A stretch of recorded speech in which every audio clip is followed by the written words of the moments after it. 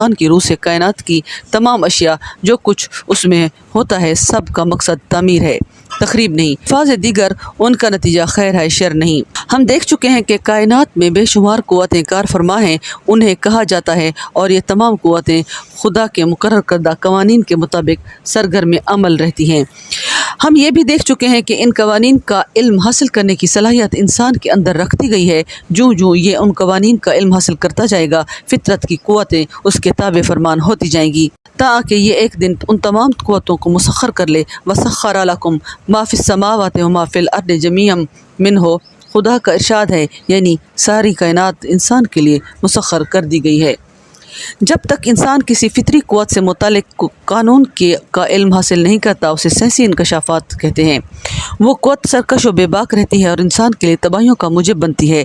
جب یہ اس سے متعلق قانون کا علم حاصل کر کے اسے مسخر کر لیتا ہے، اس سے ہزاروں تعمیری کام لیے جا سکتے ہیں۔ ذہن انسانی کے عہد طفولیت میں جب اس نے ہنوز قوانین فطرت کا علم حاصل نہیں کیا تھا، کائنات کی تمام قوتیں بے باک فی لہٰذا اس کے لیے تباہی اور بربادی کا موجب تھیں۔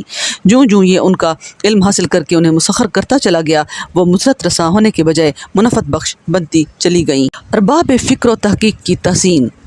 وہ اشیاء تو منفعت بخش نتائج مرتب کرنے کے لیے پیدا کی گئی تھیں، لیکن انسان کو ان سے مفاد حاصل کرنے کا طریقہ معلوم نہیں تھا۔ قرآن کریم نے ان ارباب اقان و فکر و عیان تحقیق و تجسس کو دور خور تبریک قرار دیا ہے، جو مسلسل غور و فکر اور فہم تحقیق و تفتیش سے کائناتی قوتوں کے مبنی برحق ہونے کا دعوے کی صداقت کا عملی ثبوت بہم پہنچائے۔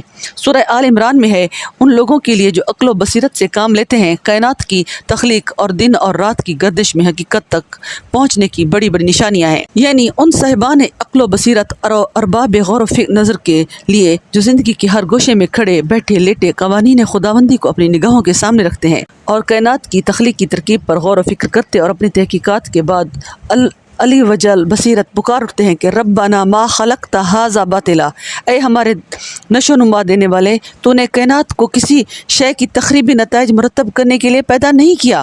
تیری ذات اس سے بہت بلند ہے کہ تو اس کارگاہ کائنات کو بے مقصد اور تخریبی نتائج مرتب کرنے کے لیے پیدا کر دے۔